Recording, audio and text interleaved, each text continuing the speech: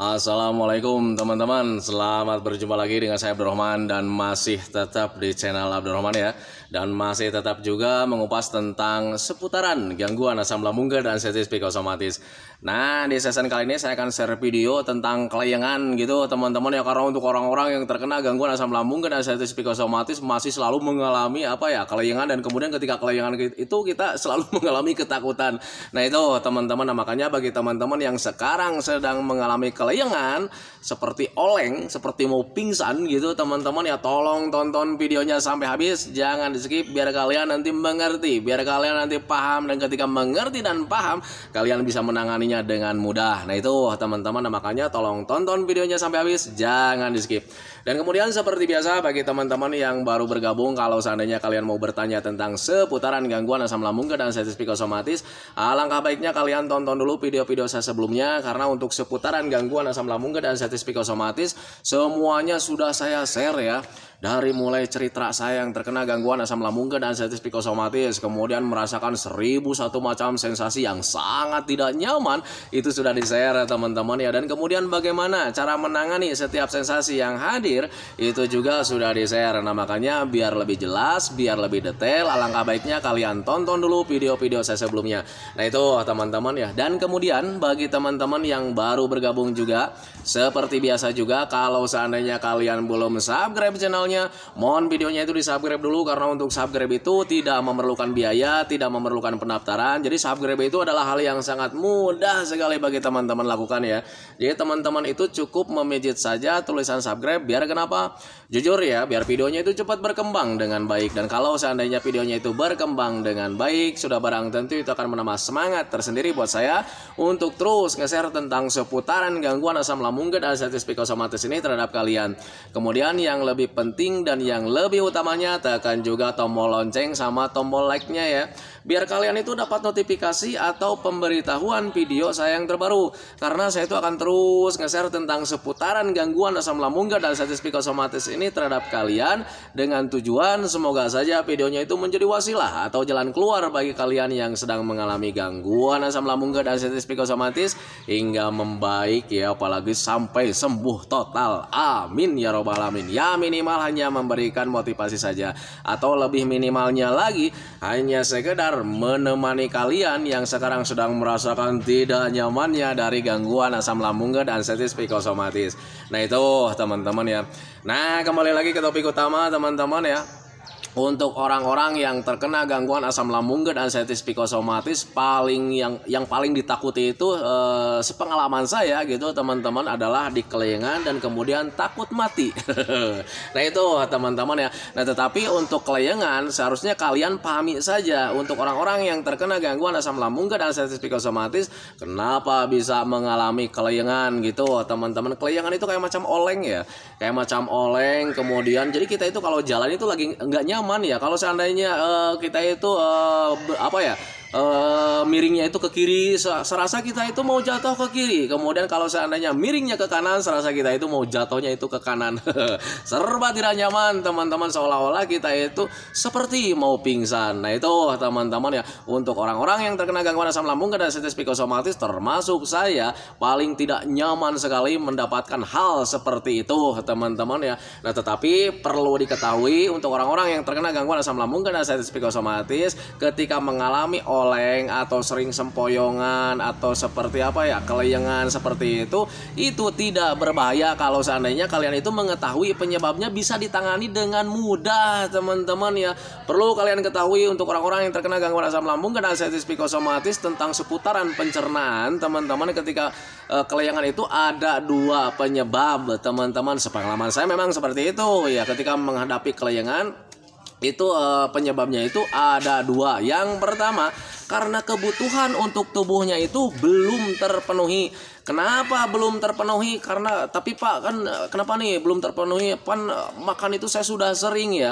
Wajar. Kenapa saya katakan wajar? Karena pencernaannya belum normal gitu teman-teman. Jadi sebanyak apapun kalian mengkonsumsi makanan-makanan yang penuh gizi, penuh vitamin, nilai kebaikan dari makanan tersebut itu tidak terserap dengan sempurna. Alhasil kebutuhan untuk tubuh itu ya tidak terpenuhi terpenuhi, ya alhasil sudah pasti ya keseimbangan tubuhnya terganggu dan sering mengalami sempoyongan, sering mengalami kelayangan, sering mengalami oleng. Nah itu teman-teman ya, makanya ketika kalian mengetahui ke sana, kalian itu harus pintar-pintar ya. Gimana caranya nih supaya kebutuhan untuk tubuhnya itu terpenuhi setiap harinya walaupun dengan keadaan pencernaan kita itu belum normal. Caranya gimana? Sering makan saja teman-teman ya. Mungkin ketika jam 6 pagi nih kita makan banyak nih ya, tetapi energinya itu terserapnya itu cuma 20%, sehingga jam 8 jam 9 itu sudah habis lagi. Ya mari berpikir logika saja, isi lagi energinya, isi lagi kebutuhan untuk tubuhnya. Jadi makan lagi. Nah makanya untuk orang-orang yang terkena gangguan asam lambung dan diabetes psikosomatis itu selalu disarankan harus sering makan, jangan telat makan, harus sering ngemil, jangan telat minum juga. Minumnya minimal 8 gelas dalam sehari, jangan sampai kurang. Nah itu teman-teman, makanya untuk orang-orang yang kena asam lambung dan diabetes psikosomatis selalu disarankan seperti itu. Tujuannya karena memang biar kita itu setiap harinya, setiap jamnya kebutuhan untuk tubuh kita itu tetap terpenuhi. Nah itu teman-teman, makanya harus bisa memahami ke sana. Kemudian ada pertanyaan lagi nih. Kalau seandainya untuk memenuhi kebutuhan untuk tubuh kita itu normalnya sampai berapa hari, Pak? Karena saya itu sudah sering makan setiap harinya. Kalau seandainya orang-orang yang terkena gangguan asam lambung dan diabetes psikosomatis kemudian sering mendapatkan kelayangan, kalau sudah merasa mengkonsumsi makanannya sudah sering, sudah banyak, sudah merasa terpenuhi setiap harinya gitu teman-teman ya, sudah sering ya, bahkan dulu itu sampai 7 kali gitu saya ya, untuk saya pribadi sampai 7 kali sehari. Kemudian masih ada kelayangan juga. Nah berarti itu penyebab yang kedua teman-teman ya, bukan dari kebutuhan tubuhnya gitu teman-teman ya. Karena untuk orang-orang yang terkena gangguan asam lambung dan diabetes psikosomatis, ingat penyebab kelayangan itu ada dua. Yang pertama karena pemenuhan kebutuhan untuk tubuhnya belum terpenuhi, tetapi kalau merasa sudah terpenuhi masih ada kelayangan juga, berarti penyebab yang kedua harus kalian tangani. Penyebab yang kedua untuk orang-orang yang terkena gangguan asam lambung dan diabetes psikosomatis ketika sering mengalami kelayangan itu karena memang ada stres, ada terlalu banyak pikiran, ada kecemasan. Nah hubungannya kenapa untuk orang yang terkena gangguan asam lambung dan diabetes psikosomatis ketika stres, terlalu banyak pikiran, ada ketakutan, ada kecemasan, itu bisa mendapatkan kelayangan. Karena ketika stres, terlalu banyak pikiran, terlalu ada ketakutan, terlalu ada cemas gitu teman-teman ya, itu bisa menguras energi kita gitu teman-teman. Jangankan untuk orang-orang yang terkena gangguan asam lambung dan diabetes psikosomatis, untuk orang normal saja kalau seandainya banyak pikiran, energinya itu habis, terkuras teman-teman ya. Nah makanya untuk orang normal juga gitu teman-teman ya, ketika banyak pikiran badannya biasanya suka kurus-kurus. Nah itu teman-teman ya. Nah makanya harus bisa memahami ke sana. Jadi untuk asam lambung dan diabetes psikosomatis itu untuk kelayangan, untuk hal yang lain itu merupakan hal sangat biasa teman-teman ya. Nah makanya ketika kalian sekarang, Pak saya itu tidak mau nih ada kelayangan, tangani saja kedua-duanya teman-teman ya. Sering makan, kemudian sering minum gitu teman-teman, sering ngemil, jangan telat ya. Nah kemudian hindari stresnya juga. Tetapi Pak untuk stres itu saya belum bisa untuk mengalihkannya. Setiap harinya itu selalu berpikir tentang penyakit, setiap harinya itu selalu berpikir tentang kematian, selalu berpikir tentang penyakit yang berbahaya, sehingga menimbulkan perasaan yang sangat tidak nyaman. Nah makanya ketika kalian ingin menghilangkan stres atau terlalu banyak pikiran tentang hal-hal seperti tentang penyakit dan sensasi, itu harus dialihkan dengan hal-hal yang menyenangkan teman-teman ya. Melakukan aktivitas yang menyenangkan, melakukan hobi-hobi yang menyenangkan, sering olahraga juga gitu teman-teman. Kemudian minumnya itu harus banyak air mineral putih gitu teman-teman ya, karena mengkonsumsi minuman putih itu, air putih itu bisa merilekkan pikiran kita juga. Nah itu teman-teman ya, pahami saja ke sana. Pak saya itu sulit ya ketika melakukan aktivitas yang menyenangkan itu, pemikiran tentang kematian, tentang penderitaan itu selalu ada. Memang betul di awal-awal saat terkena gangguan asam lambung dan diabetes psikosomatis, mengalihkan pola pikir itu agak sulit teman-teman ya. Tetapi kalian harus yakin dan percaya kalau seandainya kalian biasakan melakukan aktivitas yang menyenangkan menyenangkan, nanti pemikiran-pemikiran negatif itu hilang dengan sendirinya. Sedikit-sedikit mulai agak teralihkan gitu teman-teman, dan lambat laun kalian itu nanti akan bisa menikmati apa yang kita lakukan gitu teman-teman ya. Karena saat pertama kali itu ketika melakukan aktivitas yang menyenangkan itu, rasa senang itu tidak ada karena lebih didorong dari pemikiran-pemikiran yang selalu menjurus ke hal-hal yang tidak diinginkan. Nah itu teman-teman, makanya harus mulai dilatih dari mulai sekarang, harus mulai bisa dialihkan dari mulai sekarang. Apapun yang terjadi ketika sudah makan dan minum, untuk mengalihkan pola pikirnya, lakukan saja aktivitas yang menyenangkan. Dan untuk melakukan aktivitas yang menyenangkan itu sangat murah sekali teman-teman ya, dengan kuncinya apa yang membuat kalian senang, apa yang membuat kalian bahagia, lakukan saja. Nah itu teman-teman ya, jangan terlalu banyak berpikir terlalu jauh gitu teman-teman ya. Biasakan seperti itu, jalan-jalan sebagai olahraga gitu teman-teman, karena jalan-jalan itu ya sangat penting sekali. Kemudian banyak sekali manfaatnya, selain bisa melatih psikis, melatih fisik juga, melatih mental juga, ada banyak manfaat di situ. Dan untuk jalan-jalan itu murah ya, tidak berbayar. Nah itu teman-teman, makanya lakukan dari mulai sekarang. Nah itu teman-teman ya. Nah itu teman-teman ya, video tentang ini ya. Sekali lagi saya sampaikan, untuk kelayangan kalian nggak usah takut, tangani saja. Tetapi untuk orang-orang yang terkena gangguan asam lambung dan diabetes psikosomatis, perlu diketahui untuk menangani kelayangan itu adalah sensasi yang paling awet ya sebetulnya. Nah kenapa paling awet? Karena terkenanya dua gangguan. Kalau seandainya penyebabnya cuma satu ya, cuman kebutuhan untuk tubuhnya tidak terpenuhi gitu teman-teman ya, kalian sering makan, sering minum selama 1 minggu 2 minggu juga itu sebetulnya udah beres sih sebetulnya teman-teman ya. Nah tetapi kalau misalkan mengalami kelayangannya itu agak begitu lama gitu teman-teman ya, perlu kalian ketahui dan harus diterima bahwa kalian itu ada stres di situ, ada terlalu banyak pikiran di situ, sehingga ketika kalian stresnya belum terkelola, akhirnya ya kebutuhan untuk tubuh itu ya terus terkuras. Nah itu teman-teman, pahami saja ke sana. Jadi biar tidak lama mengalami kelayangannya, tangani kedua-duanya. Sering makan itu yang pertama. Jadi makannya itu untuk orang-orang yang terkena gangguan asam lambung dan diabetes psikosomatis, makanya selalu disarankan ya sering makan dong, jangan telat makan.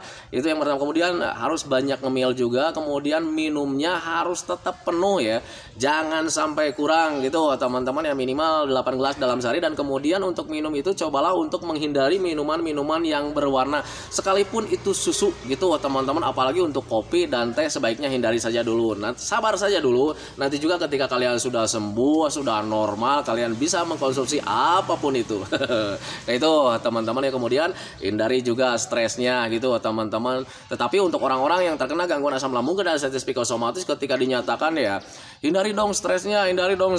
Pak, saya itu nggak stres, saya nggak terlalu banyak pikiran katanya. Padahal setiap harinya selalu memikirkan tentang sensasi, selalu memikirkan tentang penderitaan, selalu memikirkan tentang apa yang sedang terjadi.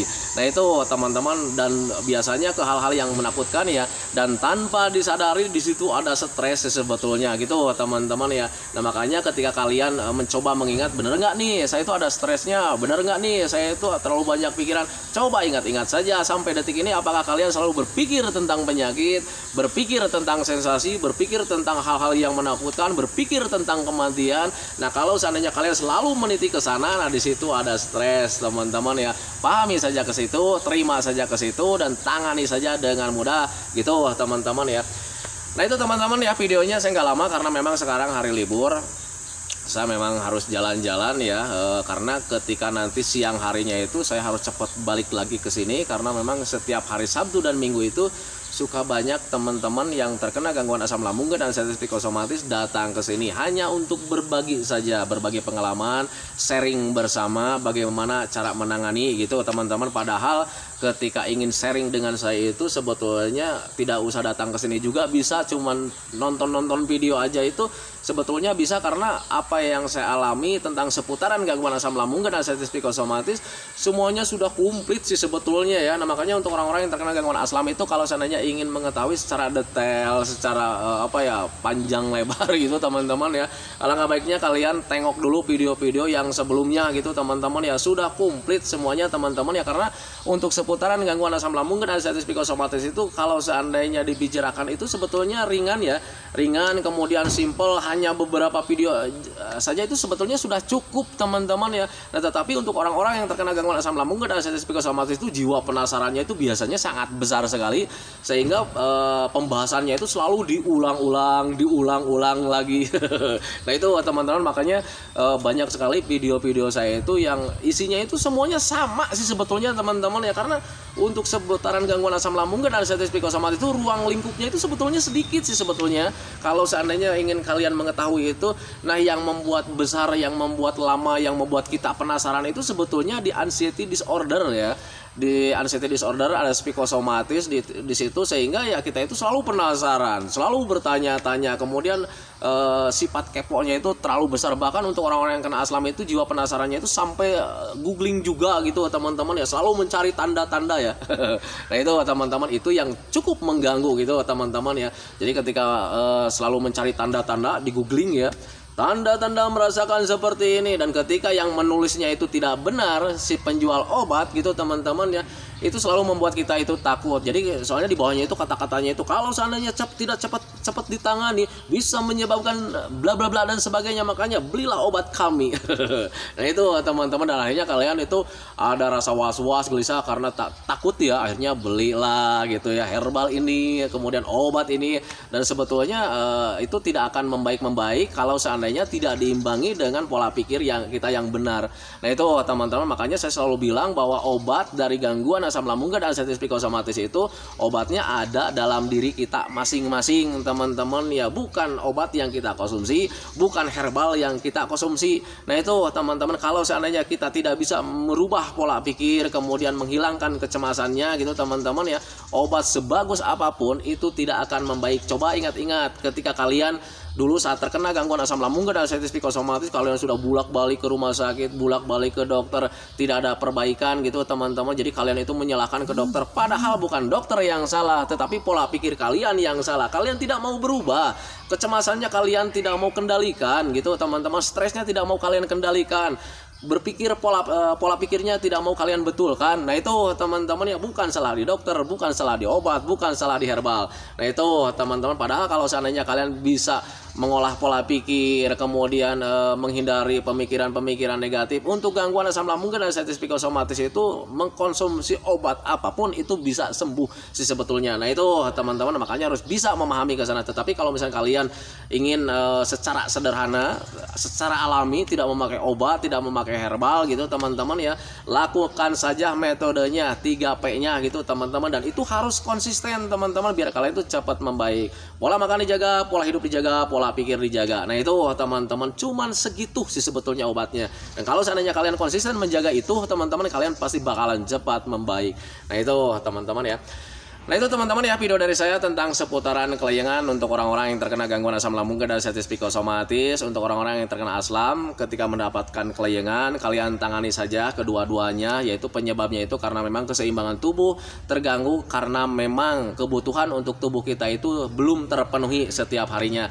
Akalin saja dengan sering makan, biar kita itu pagi-pagi terpenuhi, agak siang terpenuhi, agak siangnya lagi terpenuhi, sorenya terpenuhi lagi. Nah itu teman-teman, makanya untuk orang-orang yang terkena gangguan asam lambung dan anestesi psikosomatis sangat diwajibkan sekali untuk sering makan dan jangan telat makan. Nah itu teman-teman, kemudian tangani juga penyebab yang keduanya, yaitu stres, terlalu banyak pikiran, terlalu cemas, terlalu berpikir tentang hal-hal menakutkan. Karena ketika kalian stres, di situ ada pengurasan energi dengan cepat, alhasil ya kebutuhan untuk tubuh kita itu tidak terpenuhi. Kemudian selanjutnya keseimbangan tubuh juga terganggu, dan akhirnya ya sering mudah kelayangan. Nah itu teman-teman ya, kemudian untuk menghindari stres, kalian itu harus melakukan hobi-hobi yang menyenangkan atau aktivitas-aktivitas yang menyenangkan. Biasakan dari mulai sekarang, walaupun saat ini mungkin kalian belum bisa karena belum terbiasa. Nah makanya ada pepatah mengatakan kalian bisa karena memang terbiasa. Biasakan dari mulai sekarang biar kalian itu cepat membaik. Nah itu teman-teman ya. Nah itu teman-teman ya videonya, semoga saja videonya itu menjadi wasilah buat kalian, semoga saja videonya itu menjadi pencerahan buat kalian. Ya minimal hanya sekedar menemani kalian lah yang sekarang sedang merasakan tidak nyamannya dari gangguan asam lambung dan anxiety psikosomatis. Kemudian seperti biasa sebelum saya akhiri videonya, saya selalu mendoakan teman-teman semoga saja teman-teman itu cepat sembuh lagi, cepat kembali lagi keadaan kalian yang dulu, baik semangatnya, moodnya, tertawanya, pokoknya kehidupan kalian yang berwarna itu semoga saja cepat kembali lagi, karena memang saya yakin 100% bahwa keadaan kalian yang dulu itu sangat dirindukan sekali. Nah itu teman-teman ya, kemudian doakan saya juga teman-teman ya agar saya itu tetap sehat, tetap kuat, tetap ceria, agar masih bisa tetap menemani kalian. Nah itu teman-teman ya, santikan videonya teman-teman ya. Assalamualaikum warahmatullahi wabarakatuh.